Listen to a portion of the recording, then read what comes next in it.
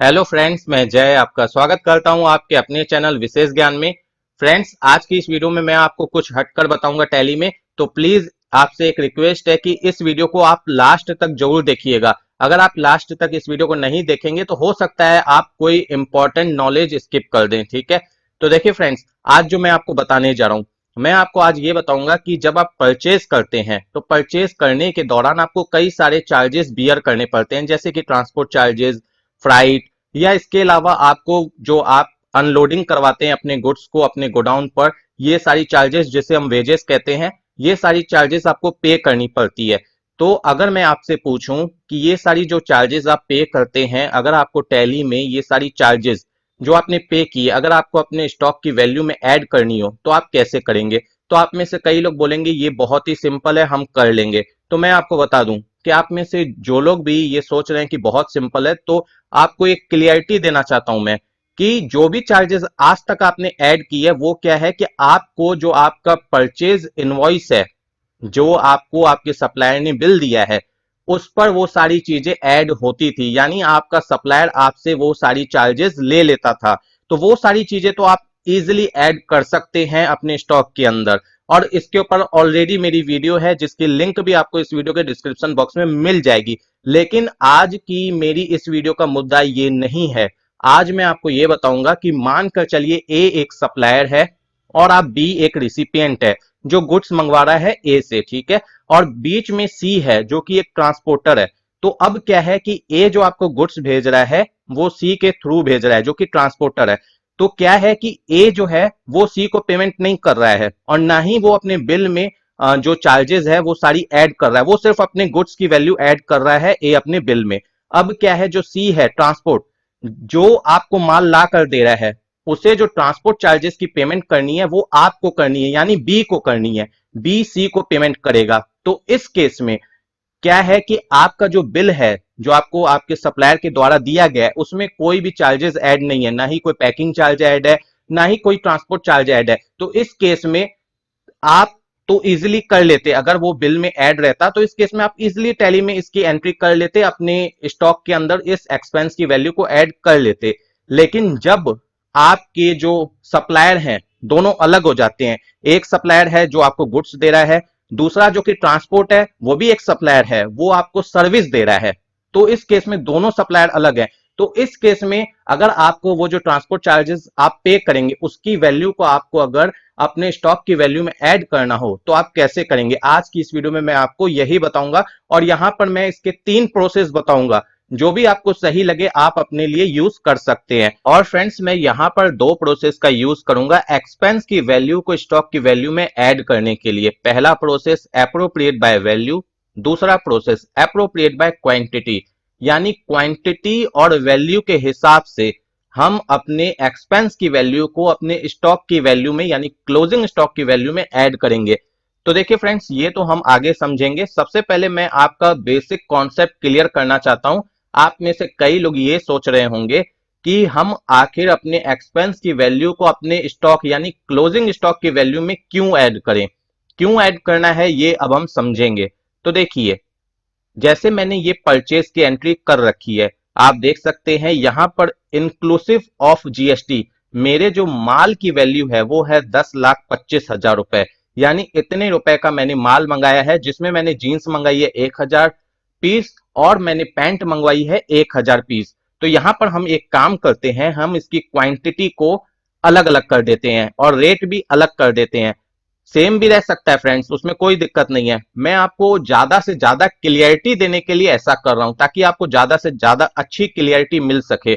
हम यहां पर क्या करते हैं, इसे हम 2,000 कर देते हैं, ठीक है, और यहां पर जो इसका रेट है ना 600 कर देते हैं। अब मैं जब आपको आगे बताऊंगा ना तो आपको इसी एग्जांपल को लेकर मैं बताऊंगा और आपको अच्छी क्लियरिटी मिलेगी। अब हम इस एंट्री को सेव कर देते हैं। 17,25,000 रुपए मेरे माल की वैल्यू हो चुकी है इंक्लूसिव ऑफ जीएसटी, ठीक है। अब देखिए फ्रेंड्स, ये जो मैंने माल मंगवाया होगा, तो ऐसा तो है नहीं कि ये माल मेरे पास उड़ के आया होगा, पैसा तो लगा होगा इस माल को मंगवाने के लिए। चाहे मैं लोकल व्हीकल के थ्रू मंगवाऊं या ट्रांसपोर्ट के थ्रू मंगवाऊं, पैसा तो मैंने दिया होगा इस माल को मंगवाने के लिए।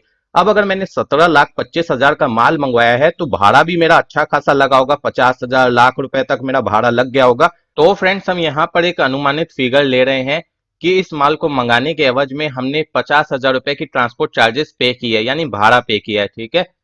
तो फ्रेंड्स आप सभी को पता होगा, अगर आप टैली यूज कर रहे हैं जीएसटी आने के बाद से, कि अगर आप किसी भी ट्रांसपोर्टर से ट्रांसपोर्ट सर्विस लेते हैं तो इस केस में अकॉर्डिंग टू जीएसटी लॉ आपके ऊपर आरसीएम एप्लीकेबल हो जाता है और आप 5% गवर्नमेंट को टैक्स पे करते हैं, बाद में उसके आईटीसी क्लेम कर लेते हैं, ठीक है, पेमेंट करने के बाद कैश लेजर से जीएसटी पोर्टल पे, ठीक है। तो फ्रेंड्स इसीलिए मैं यहाँ पर आरसीएम, ट्रांसपोर्ट चार्जेस की एंट्री कैसे होती है, ये सारी चीजें डिस्कस नहीं करूंगा इस वीडियो में, क्योंकि फ्रेंड्स मेरी ये जो वीडियो है इस टॉपिक पर नहीं है कि आरसीएम की एंट्री कैसे करनी है टैली में, ट्रांसपोर्ट चार्जेस की एंट्री कैसे करनी है टैली में। मेरी जो वीडियो है, मेरी वीडियो इस टॉपिक पर है कि हम ये जो चार्जेस पे करते हैं, चाहे वो ट्रांसपोर्ट चार्जेस पे करें, वेजेस पे करें, फ्राइट पे करें, इसकी वैल्यू को हम स्टॉक वैल्यू में कैसे ऐड करेंगे। क्योंकि फ्रेंड्स अगर मैं आरसीएम वगैरह की बात करने लग गया इस वीडियो में और ट्रांसपोर्ट चार्जेस की डिटेल में बात करने लग गया तो तकरीबन सिर्फ इस टॉपिक पे बात करने में मुझे आधा से 1 घंटा चाहिए, तो मेरी वीडियो बहुत लेंदी हो जाएगी और जो मेन टॉपिक है जिसके ऊपर मुझे बात करनी है वो मेरी स्किप हो जाएगी।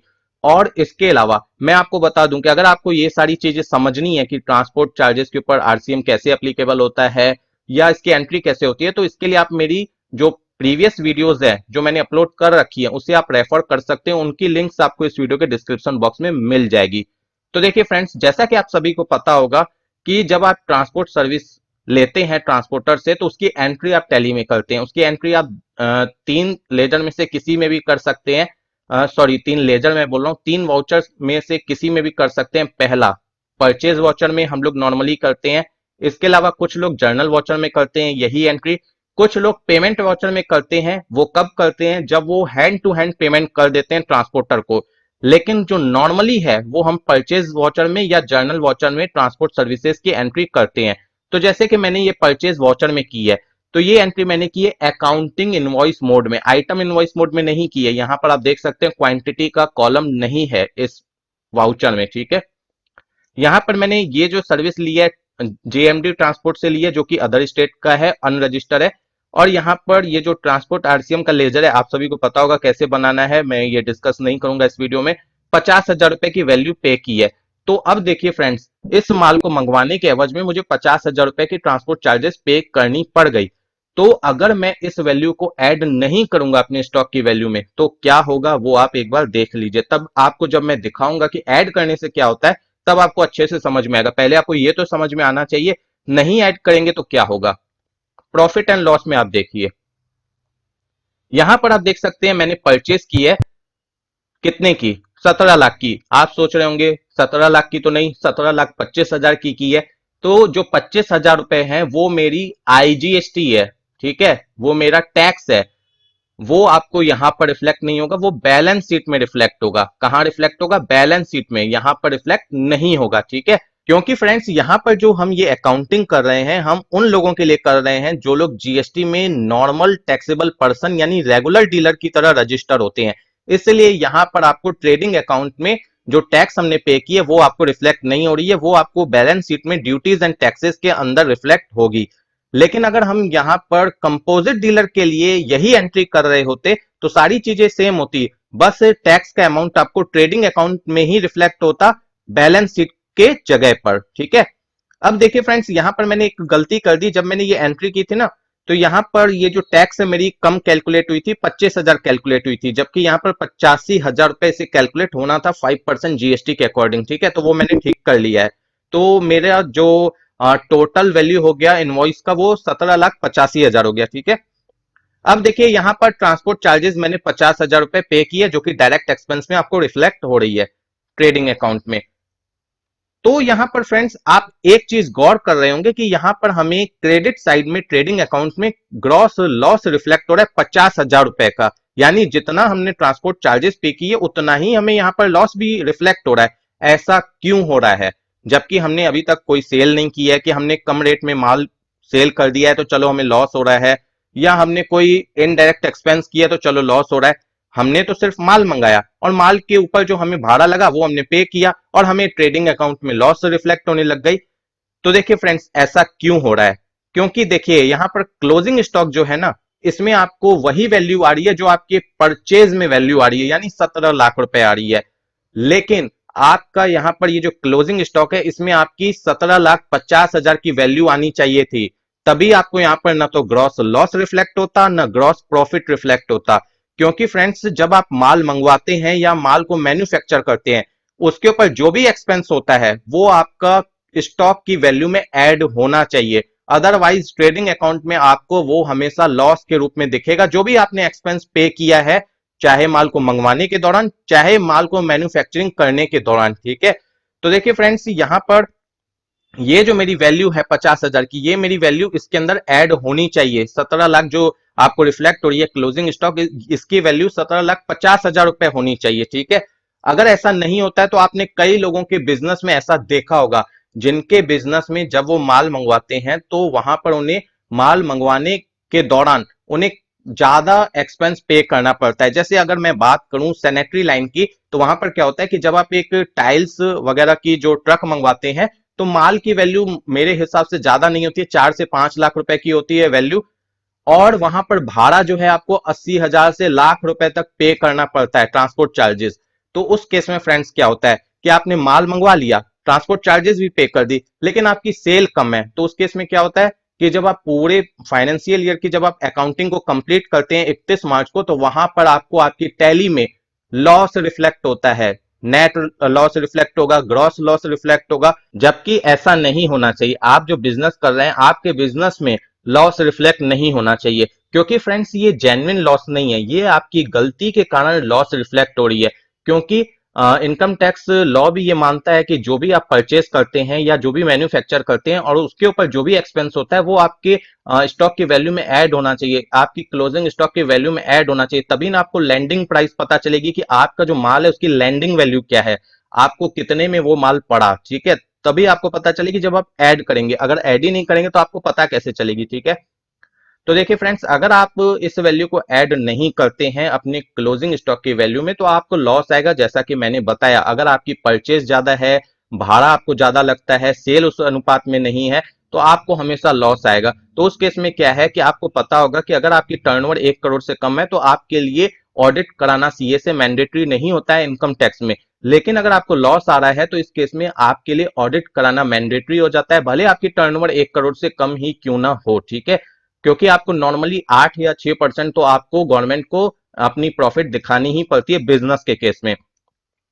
तो आपके ऊपर एक ऑडिट का चक्कर पड़ गया कि सीए से ऑडिट कराइए, आपकी टर्नओवर भी ज्यादा नहीं है, ऑडिट कराइए। उसके बाद क्या है कि सीए को पेमेंट करेंगे सो अलग करेंगे। और अगर आपकी हर साल इसी तरीके से लॉस रिफ्लेक्ट हो रही है आपकी गलती के कारण, तो उस केस में क्या होता है कि बाद में आपकी स्क्रूटनी भी खुल सकती है।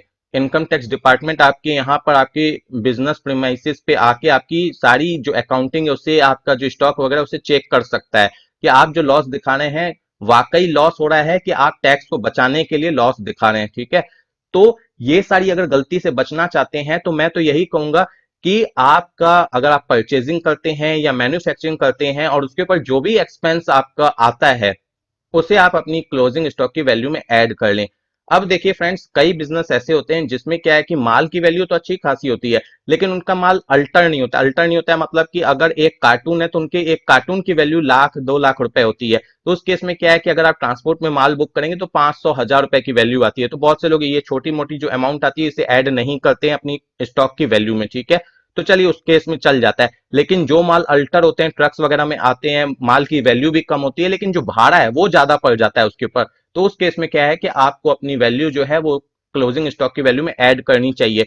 क्योंकि अगर आपका सेल का अनुपात परचेज या एक्सपेंस के अनुपात से कम है तो आपको हमेशा बिजनेस में लॉस होगा, जैसा कि मैंने बताया। तो आई होप फ्रेंड्स अब आप समझ गए होंगे कि डायरेक्ट एक्सपेंस जो है, यानी जो ट्रांसपोर्ट चार्जेस है, वेजेस है या फ्राइट वगैरह जो आप पे करते हैं माल को मंगाने के दौरान, उसे आपको क्यों ऐड करना होता है क्लोजिंग स्टॉक की वैल्यू में। ठीक है, अब मैं एक बात आपको और क्लियर कर दूं, बहुत से लोग ये वैल्यू ऐड नहीं करते हैं, जिनके बिजनेस में उन्हें ट्रेडिंग अकाउंट या पीएनडल में प्रॉफिट अच्छी खासी रिफ्लेक्ट होती है, तो वो ये जो एक्सपेंसेस करते हैं परचेज को मंगाने के दौरान, इसे अपनी वैल्यू में जो क्लोजिंग स्टॉक की वैल्यू उसमें ऐड नहीं करते हैं। वो इसलिए ऐड नहीं करते हैं कि अगर वो ऐड करेंगे तो जितनी वैल्यू उन्होंने ऐड की है उतने से ही उनकी प्रॉफिट इंक्रीज हो जाएगी। तो अगर उनकी प्रॉफिट इंक्रीज हो जाएगी तो उन्हें इनकम टैक्स में, अगर उनकी टैक्स बन रही है तो उन्हें टैक्स ज्यादा देनी पड़ेगी। तो इसलिए भी बहुत से लोग इंक्रीज नहीं करते हैं, यानी ऐड नहीं करते हैं, क्योंकि वो देखते हैं कि हमारे केस में तो नॉर्मली प्रॉफिट अच्छी खासी आ रही है, तो हम ऐड क्यों करें। तो बहुत से लोग इसलिए भी ऐड नहीं करते। लेकिन आपको, अगर मैं लॉ की बात करूं, अगर मैं आपको, आप अकाउंटिंग प्रॉपरली करना चाहते हैं तो आपको ये जो वैल्यू है ऐड करनी चाहिए। तो देखिए फ्रेंड्स, अब मैं आपको बताऊंगा कि कैसे टैली में इस सिचुएशन में आप जो आपकी वैल्यू आ रही है एक्सपेंस की, उसे आप अपने स्टॉक की वैल्यू में ऐड करेंगे। फ्रेंड्स, जैसा कि मैंने आपको बोला कि जो भी एक्सपेंस है, अगर आप उसकी वैल्यू को स्टॉक की वैल्यू में ऐड करना चाहते हैं तो उसके लिए आप दो प्रोसेस है वो यूज कर सकते हैं, अप्रोप्रिएट बाय वैल्यू और अप्रोप्रिएट बाय क्वांटिटी। तो वही समझाने के लिए मैंने एक एक्सेल शीट तैयार की है जिसमें आपको समझा सकूं कि ये कैसे आप ऐड कर सकते हैं। तो यहाँ पर मैंने एक एग्जाम्पल लिया है। देखिए, जीन्स यहाँ पर मैंने 10 पीस मंगवाई है 100 रुपए के रेट से, वैल्यू हो गई 1000 रुपए। पैंट 20 पीस 200 रुपए की रेट से 2000 रुपए की वैल्यू, यानी टोटल जो हमारी वैल्यू हो गई 3000 हो गई, और टोटल क्वांटिटी हमें जो आई है माल की वो 30 पीस आई है। ठीक है, अभी यहां पर हम जीएसटी की बात नहीं कर रहे हैं क्योंकि जीएसटी से इसका कोई खास लेना देना नहीं है। ठीक है, और ट्रांसपोर्ट चार्जेस मानकर चलिए इस माल को मंगवाने के दौरान मुझे 500 रुपए देनी पड़ी। ठीक है, अब देखिए, पहला जो हम प्रोसेस देखेंगे यहां पर कैलकुलेशन एप्रोप्रिएट बाय क्वांटिटी, यानी क्वांटिटी के हिसाब से हम इसकी कैलकुलेशन देखेंगे कि कैसे हम ये जो 500 रुपए है इसकी वैल्यू को हम ऐड कर सकते हैं अपने स्टॉक की वैल्यू में। तो देखिए, यहां पर आपका एक्सपेंस कितना हुआ है, 500 रुपए हुआ है। 500/30, 30 मीन्स यहां पर जो टोटल क्वांटिटी है, टोटल क्वांटिटी से डिवाइड दे देंगे किसको, जो हमें ट्रांसपोर्ट चार्जेस पे करनी पड़ी है। तो आपका 16 रुपए 66 पैसे पर पीस अप्रोक्स ये अमाउंट आया है, पर पीस का ये एक्सपेंस है आपका। तो अब देखिए, जीन्स मैंने 10 पीस मंगाई थी, तो 10 से मैंने 16 रुपए 66 पैसे को इंटू कर दिया, मल्टीप्लाई कर दिया, तो ये वैल्यू आ गई, यानी जीन्स के ऊपर मेरा ये खर्च बैठा है। पैंट मैंने 20 पीस मंगवाई थी, तो उसके साथ मैंने यही वैल्यू को मल्टीप्लाई कर दिया, तो मेरा पैंट का ये खर्च बैठा है। टोटल मेरा 499 रुपए 86 पैसा बैठा है। यहाँ पर 14 पैसे का डिफरेंस अप्रोक्स के कारण आ रहा है, कोई खास बात नहीं है, 14 पैसे से कोई खास लेना देना नहीं है। तो चलिए फ्रेंड्स, आपको ये तो समझ में आ गया होगा कि कैलकुलेशन कैसे करेंगे अप्रोप्रिएट बाय क्वांटिटी। अब अगर आपको अप्रोप्रिएट बाय वैल्यू के हिसाब से कैलकुलेशन करनी है तो वो आप कैसे करेंगे। तो देखिए, आपकी जीन्स कितनी है, 10 पीस आपने मंगवाई है, भाड़ा कितना लगा है, 500 रुपए लगा है, और आपकी टोटल क्वांटिटी कितनी है, जो भी आपने माल मंगाया है उसकी टोटल क्वांटिटी 30 पीस है। तो 10 से मल्टीप्लाई करेंगे 500 को और डिवाइड करेंगे टोटल क्वांटिटी से, जितनी आपने मंगवाई है जीन्स, यानी जीन्स जो मंगवाई है पहला जो आइटम है उसको मल्टीप्लाई करेंगे 500 के साथ जो भाड़ा है, और डिवाइड करेंगे टोटल क्वांटिटी से। तो आपको यहां पर क्या वैल्यू आ गया, 166 रुपए 66 पैसा आ गया। यहां पर टोटल आपका जो 1000 रुपए का माल आया है जीन्स, उसकी वैल्यू आपको ये आ गई कि इतना रुपए आपका जीन्स के ऊपर खर्च हुआ है, जो कि यहां पर भी आपको आ रहा था। देखिए, आंसर दोनों के सेम मैच हो रहे हैं। ठीक है, खाली कैलकुलेशन करने का तरीका अलग है, आंसर दोनों के सेम है। ठीक है, अब यहां पर देखिए, फिर पैंट की भी निकालनी है इस केस में। तो पैंट के केस में क्या है कि 20 से मल्टीप्लाई करेंगे 500 को, डिवाइड करेंगे 30 से, टोटल क्वांटिटी 30 है, पैंट की क्वांटिटी 20 है, और ट्रांसपोर्ट चार्जेस 500 है। तो यहां पर आ गया 333 रुपए 33 पैसे। दोनों को ऐड जब करेंगे तो 499 रुपए 99 पैसे। देखिए, यहां पर सिर्फ 1 पैसे का डिफरेंस है, क्योंकि यहां पर अप्रॉक्स अच्छे से हुआ है, इसीलिए यहां पर सिर्फ 1 पैसे का डिफरेंस है। तो आप इस दोनों में से जो भी प्रोसेस चाहते हैं उसके हिसाब से आप कैलकुलेशन कर सकते हैं, दोनों के आंसर सेम ही आएंगे। तो ये सिर्फ मैं आपको समझाना चाहता था कि किस हिसाब से कैलकुलेशन होती है। अब चलिए हम टैली में देखते हैं।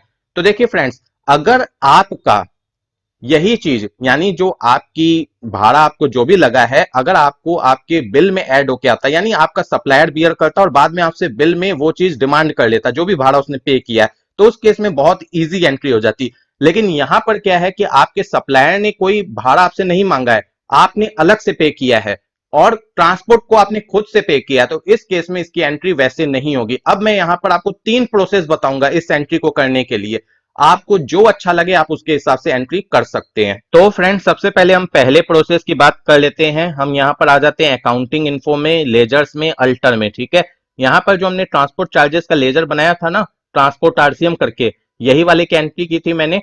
तो यहां पर मुझे क्या करना है, ये जो इन्वेंट्री वैल्यू आर अफेक्टेड है इसे यस कर लेना है। क्यों यस करना है हम आगे देखेंगे, ये आपको यस कर लेना है ट्रांसपोर्ट चार्जेस का जब आप लेजर बनाएंगे। ठीक है, पहला प्रोसेस अभी हम देख रहे हैं। और यहां पर ये जो एंट्री है जो मैंने की थी, इस एंट्री को मैं डिलीट करता हूं, ठीक है। क्योंकि ये जो अब एंट्री करनी है ना सर्विस रिसीव करने की ट्रांसपोर्ट से, ये हमें अकाउंटिंग मोड में नहीं करनी है, परचेज वाउचर में हमें करनी है वाउचर मोड में, ठीक है। तो आप जर्नल वाउचर में भी एंट्री कर सकते हैं, आप परचेज वाउचर में भी एंट्री कर सकते हैं, लेकिन करनी कैसे है, वाउचर मोड में, यानी डेबिट क्रेडिट में आपको ये एंट्री करनी पड़ेगी। तो डेट जो भी है उससे मतलब नहीं है, यहां पर क्रेडिट किससे करेंगे, क्रेडिट करेंगे जो आपकी ट्रांसपोर्ट है। जैसे कि मेरे केस में जेएमडी ट्रांसपोर्ट है, इसे मैं क्रेडिट करूंगा 50,000 रुपए से, ठीक है। मुझे भाड़ा देना है, इसे दिया थोड़ी ना, ये तो एंट्री कर रहा हूं ड्यू की, ठीक है, कि मुझे देना है, दिया नहीं है। और यहां पर डेबिट करूंगा ट्रांसपोर्ट चार्जेस का जो लेजर है आरसीएम वाला, उसे मैं करूंगा। और यहां पर जैसे मैं डेबिट करूंगा उसे, ये हमारे सामने विंडो आ जाएगी आइटम को सेलेक्ट करने की। ये क्यों आई ये विंडो, क्योंकि मैंने जो inventory value are affected ledger के अंदर यस किया है, जिसके कारण आ रही है, अदरवाइज ये विंडो आपके सामने नहीं आती। अब यहां पर जीन्स है, जीन्स है तो जीन्स में मुझे कितना भाड़ा देना है वो मैं यहाँ पर कैलकुलेट कर लेता हूँ। 50,000 है, ठीक है। 50,000 मैं मानकर चलिए वैल्यू के हिसाब से कैलकुलेट कर रहा हूँ, क्वांटिटी के हिसाब से नहीं। आंसर दोनों में सेम ही आएगा, खाली जो कैलकुलेशन करने का तरीका है वो अलग हो जाएगा। 1000 पीस मैंने मंगाई थी, आपको याद होगा, और 500 रुपीज के रेट से, उससे मतलब नहीं है। यहाँ पर इंटू तो कर दिया, अब मुझे डिवाइड भी करना होगा, सॉरी पहले इस तरीके से कर लेते हैं। 1000 कर लेते हैं, क्वांटिटी हो गई जीन्स की 1000 इंटू 50,000, यानी भाड़ा इतना लगा है। और टोटल क्वांटिटी मेरी 3000 थी, 2000 पैंट थी और 1000 मेरी जीन्स थी, 3000। यहां पर जो मेरी वैल्यू है वो मुझे निकालनी होगी, मैं कैलकुलेटर से एक बार निकाल लेता हूं। आप देखिए, 1000 रुपए इंटू 50,000 डिवाइड 3000, 16,666 रुपए 66 पैसे। तो ये मुझे यहां पर डालनी होगी टैली में, कहां पर डालनी होगी, अमाउंट में, 16,666 रुपए 66 पैसे, ठीक है। अब पैंट मुझे यहां पर सेलेक्ट करनी होगी क्योंकि दूसरा आइटम भी है। अगर एक ही आइटम होता तो पूरी की पूरी 50,000 की वैल्यू हम जीन्स में ही डाल देते। अब मानकर चलिए मैंने बिल में सिर्फ एक आइटम मंगाया तो पूरी की पूरी वैल्यू उसी पर लगी है, तो 50,000 उसमें डाल देते। और जितने आइटम मंगवाए हैं फिर आपको उस हिसाब से ये जो फिगर है ना इसे डिवाइड करते जाना होगा। जो मैं प्रोसेस बता रहा हूं आपको कैलकुलेशन करने का, उसके हिसाब से क्वांटिटी से इंटू करेंगे वैल्यू को और डिवाइड देंगे टोटल क्वांटिटी से, जो भी वैल्यू आती जाएगी ये आपको मैनुअली खुद से करना होगा, ठीक है। ये टैली ऑटोमेटिक नहीं करेगी, क्योंकि इस केस में आपका जो भाड़ा लगा है वो आप खुद से पे कर रहे हैं इसलिए। अदरवाइज अगर वो जो मैं कॉन्सेप्ट बता रहा था कि बिल में जुड़ के आता, तो उस केस में आपको ये सारी चीजें खुद से कैलकुलेट नहीं करनी होती, टैली खुद कैलकुलेट कर लेती कि कैसे करना है, ठीक है, अपने आप वो ऐड कर लेती। और अगर वो समझना है तो उसके लिए मेरी ऑलरेडी वीडियो है, उसकी लिंक आपको इस वीडियो के डिस्क्रिप्शन बॉक्स में मिल जाएगी। अब यहां पर क्या करते हैं, 2000 करते हैं, 50,000 करते हैं, ठीक है, और 3000, 33,333 रुपए 33 पैसा, ठीक है, हो गया। यहां पर 1 पैसे का डिफरेंस आ रहा है तो चलिए मैं इसी में 1 पैसा बढ़ा देता हूं, 34 कर देता हूं, ठीक है। अब देखिए यहां पर इस तरीके से आ गया, एंट्री ऐसे होगी, ठीक है, पहला प्रोसेस है ये। अब इसका इफेक्ट देखिए, आइए यहां पर अब आप देखिए, आपकी जो परचेज है वो 17 लाख है, भाड़ा आपका 50,000 रुपए है जो आपको पहले भी दिख रहा था। लेकिन यहां पर अब आपको कोई ना तो लॉस दिख रही है ना प्रॉफिट दिख रही है, आपको जो क्लोजिंग स्टॉक की वैल्यू है वो 17,50,000 रुपए दिख रही है, जो मैं बता रहा था। यहां पर जींस की वैल्यू पहले सिर्फ 5 लाख रुपए आ रही थी, अब आ रही है 5,16,666 रुपए 66 पैसे, यानी कि आपको पता चल गया कि ये लैंडिंग वैल्यू है आपके जीन्स की। पैंट की वैल्यू आ रही है 12,33,333 रुपए 34 पैसे। आप पर पीस के हिसाब से भी रेट देख सकते हैं अंदर जाकर, ठीक है, सॉरी यहां नहीं, यहां पर आप एक मिनट स्टॉक समरी में देखिए, यहां पर आपको पर पीस का रेट पता चल रहा है। आपको रेट पता चल रहा है जीन्स का 516 रुपए 67 पैसे, और इसका पता चल रहा है 616 रुपए 67 पैसे, ठीक है। एक प्रोसेस ये हो गया। अब हम अनदर प्रोसेस की बात करते हैं कि उस प्रोसेस से आपको कैसे करना होगा। लेकिन फ्रेंड्स अनदर प्रोसेस में जाने से पहले मैं बैलेंस शीट में आपको एक चीज दिखा देना चाहता हूं। यहां पर देखिए करंट लायबिलिटीज में सनरे क्रेडिटर में आपको HMM इंटरप्राइजेस जिससे आपने माल परचेज किया उसे आपको कितना पे करना है, 17,85,000 रुपए पे करने हैं, जितने का इनवॉइस वैल्यू था वही आपको पे करना है, ठीक है। और जो ट्रांसपोर्टर है इसे आपको 50,000 रुपए पे करने हैं, ठीक है। अब मैं ये आपको आगे बताऊंगा कि ये मैंने फिगर क्यों दिखाई, ठीक है, जब मैं अनदर प्रोसेस बताऊंगा वहां पर इसके ऊपर इफेक्ट पड़ने वाला है, इसलिए मैं आपको आगे बताऊंगा। तभी आपको समझ में आएगा कि आपको कौन सा प्रोसेस यूज करना है, जिससे कि आपका काम भी हो जाए और आपको बर्डन भी ना पड़े अकाउंटिंग का। तो फ्रेंड्स, अब हम समझेंगे दूसरे प्रोसेस में हमें क्या करना है। यहाँ पर जो मैंने ट्रांसपोर्ट चार्जेस की एंट्री की थी टैली में, यहाँ पर अब देखिए मैंने इस एंट्री को मॉडिफाई कर दिया है, यानी ये जो मैंने नीचे में जीन्स या पैंट सेलेक्ट किया था ट्रांसपोर्ट के लेजर के नीचे, वो मैंने हटा दिया है, मैंने नॉर्मल एंट्री कर दिया है, ठीक है। अब अगर इस केस में अगर आपको एंट्री करनी है तो आप वाउचर मोड में भी कर सकते हैं, अकाउंटिंग इनवॉइस मोड में भी कर सकते हैं। ये जो मैं सेकंड प्रोसेस आपको बता रहा हूं, इसमें आप दोनों में से किसी में भी एंट्री कर सकते हैं टैली में, ठीक है। तो यहां से मैंने ये एंट्री मॉडिफाई कर दी है, यहां से जीन्स वगैरह हटा दिया है, और यहाँ पर ये जो मेरी परचेज की एंट्री है ये भी अभी नॉर्मल है, ठीक है। आप देख रहे हैं जैसे थी वैसे ही है। अब यहाँ पर चलिए मैं पीएनडल आपको एक बार दिखा देता हूं। अभी भी मुझे यहाँ पर 50,000 का लॉस रिफ्लेक्ट हो रहा है, तो अब इसे हटाने के लिए मुझे क्या करना होगा, मुझे एक लेजर बनाना होगा। चलिए हम आ जाते हैं अकाउंटिंग इन्फो लेजर्स में। यहाँ पर हम एक बना लेंगे एडिशनल चार्जेस करके। नाम कुछ भी हो सकता है, वो आप अपने अनुसार रख लेंगे, ऐसा नहीं कि जो मैं रख रहा हूं वही आप रखेंगे, ठीक है। एडिशनल चार्जेस फॉर ट्रांसपोर्ट, इस तरीके से कुछ भी रख सकते हैं, या परचेज या ट्रांसपोर्ट चार्जेस एडिशनल एक्सपेंस, इस तरीके से कुछ भी रख सकते हैं, वो आपके ऊपर है। ये सिर्फ एंट्री करने के लिए लेजर बन रहा है, ठीक है। एडिशनल चार्जेस फॉर ट्रांसपोर्ट, ठीक है। अब यहां पर इसे क्या करेंगे आप, इसे करेंगे आप परचेज, ठीक है। परचेज या डायरेक्ट एक्सपेंस दोनों में से किसी में भी रख सकते हैं, उससे कोई फर्क नहीं है। इन्वेंट्री वैल्यू आर अफेक्टेड, इसमें नो रहेगा, ठीक है। यहां पर जो जीएसटी है ना, नॉट एप्लीकेबल रहेगी। इस तरीके से लेजर बनेगा। अब इसका फायदा क्या होगा वो देखिए। यहां पर ये एंट्री तो मैंने कर ली ड्यू की, कि ट्रांसपोर्ट को मुझे इतना पैसा देना है। अब जब पेमेंट में करूंगा तो फिर पेमेंट की एंट्री कर लूंगा, उसमें कोई दिक्कत नहीं। पेमेंट की एंट्री एज इट रहेगी सारे प्रोसेस में, जो ट्रांसपोर्ट को आप पेमेंट करेंगे। अब इस प्रोसेस में क्या करना है, जो आपकी परचेज की एंट्री है ना, वहां पर आपको इसका यूज करना है, जो अभी मैंने आपको लेजर बनवाया। यहां पर जो एडिशनल चार्जेस करके मैंने बनवाया, ठीक है। सबसे नीचे आपको ऐड करना है इस लेजर को।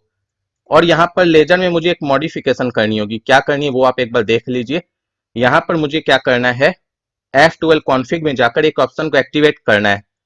ये जो ऑप्शन है ना मेरा, allow method of appropriation used in purchase invoice, इसे यस कर लेना है, ठीक है। यस करने के बाद यहां पर क्या करना है, अब यहां पर देखिए, आप एप्रोप्रिएट बाय क्वांटिटी करना चाहते हैं या वैल्यू, आप दोनों में से कोई भी कर सकते हैं। मानकर चलिए आप वैल्यू ही करना चाहते हैं, ठीक है। ये आपको कर लेना होगा अपने लेजर में, ये जो लेजर बनाएंगे, ठीक है। दोनों में से कोई भी एक कर लेना होगा। यहां पर 50,000 डाल देंगे, ठीक है, जो भी हमें भाड़ा लगा है। अब क्या है कि टैली ये ऑटोमेटिक कैलकुलेट कर लेगी, ठीक है। यहां पर देखिए 18,35,000 हो गई वैल्यू, ठीक है। अब आइए स्टॉक समरी, यहां पर वैल्यू आप देख सकते हैं, टैली ने खुद से कैलकुलेट कर ली है, यानी मुझे मैनुअली बैठकर खुद से नहीं बनाना पड़ा कि किसमें क्या वैल्यू डालनी है, ठीक है। अपने आप टैली ने सारी चीजें कर ली है। 514 रुपए 71 पैसे, 617 रुपए 65 पैसे। तो ये सारी चीजें अगर ऑटोमेटिक टैली कर रही है तो इसका क्या फायदा है कि जैसे मानकर चलिए एक इनवॉइस है जिसके अंदर आपके पास 20 25 30 50 आइटम है, तो उस केस में क्या होता है कि एक एक चीज अगर बैठकर आप मतलब खुद से कैलकुलेट करके एक एक आइटम के ऊपर फिगर डालने बैठेंगे तो आपको टाइम लग जाएगा, जो कि पहला प्रोसेस था, ठीक है। अब इस प्रोसेस में टैली ने ये सारी चीजें ऑटोमेटिक तो कर ली, लेकिन यहां पर क्या आपके ऊपर एंट्री का बर्डन बढ़ गया। वो कैसे बढ़ा वो मैं अब आपको बता रहा हूं।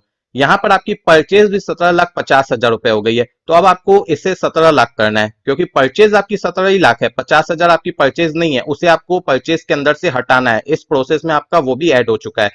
पहला हमें काम क्या करना है, इस परचेज को हमें 17 लाख करना है, 50,000 इसमें से रिमूव करना है, वो हम एंट्री करेंगे आगे। यहां पर आपका क्लोजिंग स्टॉक तो ठीक हो गया, यहां पर आपका ये 17,50,000 हो चुका है। अभी भी आपको लॉस यहां पर रिफ्लेक्ट हो रहा है, ये लॉस आपका हटेगा। क्यों हटेगा, जब आप यहां से ये जो 17,50,000 आपको रिफ्लेक्ट हो रहा है ना परचेज, इसमें से जब आप 50,000 को निकालेंगे तो ये लॉस आपका यहां से रिमूव हो जाएगा, ठीक है। यहां पर डायरेक्ट एक्सपेंस आपको 50,000 दिख रहा है।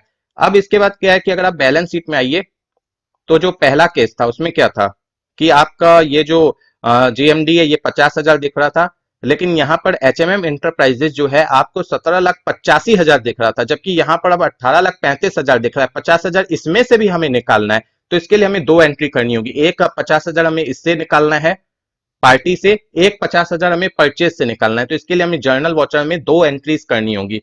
तो देखिए फ्रेंड्स, इस केस में क्या फायदा सिर्फ हुआ आपको कि जैसे ही आपने परचेज की एंट्री की और वहां पर जो ट्रांसपोर्ट चार्जेस का लेजर मैंने बनाया, वहां पर जो मैंने वैल्यू डाल दी, तो इसमें क्या हुआ कि टैली ने ऑटोमेटिक जो है ना मेरी जो ट्रांसपोर्ट चार्जेस की वैल्यू है वो स्टॉक के अंदर ऐड कर दी। मुझे खुद से कैलकुलेशन नहीं करनी पड़ी अलग अलग आइटम को मतलब कैलकुलेट करने के लिए कि किसके ऊपर कितनी मेरी चार्ज जाएगी। ठीक है, सिर्फ एक फायदा हुआ। बाकी यहां पर क्या हुआ कि अब आपको एंट्रीज ज्यादा करनी पड़ रही है, वो अब हम यहां पर देखते हैं एंट्री कैसे हम करेंगे ठीक से। यहां पर अब हमें क्या करना है, सबसे पहले जो मेरा पार्टी है वहां पर दिखा रहा है कि मुझे ज्यादा पैसे देने हैं, तो उसे मुझे वहां से हटाना है। तो मेरी जो पार्टी है उसे मुझे डेबिट करना होगा जर्नल वॉचर में। यहाँ पर अगेंस्ट रेफरेंस ट्रैक कर लेंगे कि किस इनवॉइस के अगेंस्ट में हम ये कर रहे हैं, तो यहाँ पर इस तरीके से कर लेंगे, 50,000 रुपए डाल देंगे। ठीक है, और फ्रेंड्स अगर आपके में maintain bill wise details activate नहीं होगा तो ये ऑप्शन आपके में नहीं आएगा। ठीक है, अब यहां पर क्या करना है, हमें क्रेडिट में वो जो एडिशनल चार्जेस करके जो हमारा लेजर था ट्रांसपोर्ट का वो लेना है। ठीक है, देखिए अब जो एचएमएम इंटरप्राइजेस है उसके नीचे 17,85,000 हो गया और ये मेरा 50,000 आ गया। अब एक अनदर एंट्री होगी, वहां पर क्या है, अब ये जो एडिशनल ट्रांसपोर्ट का लेजर है इसे पहले डेबिट करना होगा। फर्स्ट केस में हमने क्रेडिट किया, अब यहां पर डेबिट किया, और यहां पर जो मेरी परचेज है ना इसे मुझे यहां पर क्रेडिट करना होगा। तो देखिए फ्रेंड्स, ये दोनों जो मैंने एंट्री बताई कोई भी आगे पीछे हो सकती है, ऐसा नहीं है कि ये एंट्री बाद में करनी है वो एंट्री पहले करनी है, दोनों में से कोई भी एंट्री आगे पीछे कर सकते हैं, यानी पहले कोई भी एंट्री कर सकते हैं। ठीक है, अब चलिए देखते हैं पी एंडल में ये दोनों एंट्री आप समझ गए कि कैसे करनी है। प्रॉफिट एंड लॉस में देखिए परचेज आपकी 17 लाख की है। और एक बात बता दूं कि अगर मानकर चलिए आप मल्टीपल लेजर्स यूज करते हैं परचेज के, तो उस केस में क्या है कि जिस लेजर को आपने परचेज वाउचर में एंट्री करने के लिए यूज किया था वही लेजर आप यूज करेंगे इस एंट्री को एडजस्ट करने के लिए। ठीक है, नॉर्मल लेजर यूज नहीं करेंगे। अब यहाँ पर देखिए 17,50,000 था, 50,000 यहाँ क्रेडिट हो गया तो 17 लाख बचा। इस तरीके से एंट्री का इफेक्ट होगा। यहाँ पर डायरेक्ट एक्सपेंस में 50,000 है, क्लोजिंग स्टॉक 17,50,000 है, कोई लॉस भी नहीं है। बैलेंस शीट में आइए, बैलेंस शीट में आइएगा तो यहाँ पर आपको सन्ड्रे क्रेडिटर में 17,85,000 दिख रहा है, जेएमडी 50,000 दिख रहा है, देना है दोनों को। लेकिन यहाँ पर एक आपको चक्कर क्या पड़ गया है कि जब आप स्टेटमेंट निकालिएगा ना अपनी पार्टी को कभी भी देने के लिए, जैसे कि कई बार होता है कि क्रेडिटर भी आपसे मांग लेते हैं कि आपके अनुसार मेरा क्या बैलेंस आ रहा है आप मुझे भेजो, तो उसमें वो कंफ्यूज होगा कि ये क्या 50,000 कभी घट रहा है कभी बढ़ रहा है, उसे समझ में नहीं आएगा क्योंकि इनवॉइस की वैल्यू उसकी 17,85,000 होगी, यहाँ 18,35,000 दिख रही है, फिर 50,000 कुछ घट रहा है। तो इस केस में जब आप या तो खुद से अगर स्टेटमेंट मिलाइएगा अपने क्रेडिटर से उसकी स्टेटमेंट मंगवाकर या उसे अपनी स्टेटमेंट भेजिएगा, तो उस केस में समझने में थोड़ी सी कंफ्यूजन होगी। ठीक है, तो इसलिए ये एंट्री इस केस में थोड़ी सी बेकार एंट्री है। क्यों एंट्री बेकार है, क्योंकि एक तो आपकी स्टेटमेंट अगर मानकर चलिए आप 10 पार्टी के साथ काम कर रहे हैं तो 10 के में इस तरीके से आपको हिसाब रहेगा, तो थोड़ी सी कंफ्यूजन आपको भी होगी जब आप की फाइनेंशियल ईयर एंड होगी और आप पूरे हिसाब को मिलाएंगे। दूसरा परचेज में भी जो परचेज का लेजर है ट्रेडिंग अकाउंट में वहां पर भी बार बार आपको माइनस प्लस हो रहा होगा, तो वहां पर भी आपको थोड़ी सी कंफ्यूजन हो सकती है। ठीक है, बाकी सिर्फ इस एंट्री का एक ही फायदा है कि मैनुअली बैठकर आपको जो भी आपका स्टॉक है उसमें आपको उसकी वैल्यू को ऐड नहीं करना है एक्सपेंस की। ठीक है, आपकी टैली वो ऑटोमेटिक कर ले रही है। और जो मेरी पहली एंट्री थी उसमें सारी चीजें ओके थी, सिर्फ उसमें डिफरेंस क्या था कि आपको मैनुअली करना पड़ता है एक एक स्टॉक आइटम की वैल्यू में जो एक्सपेंस की वैल्यू उसे अलग अलग आपको मैनुअली खुद से कैलकुलेट करके ऐड करना पड़ रहा था।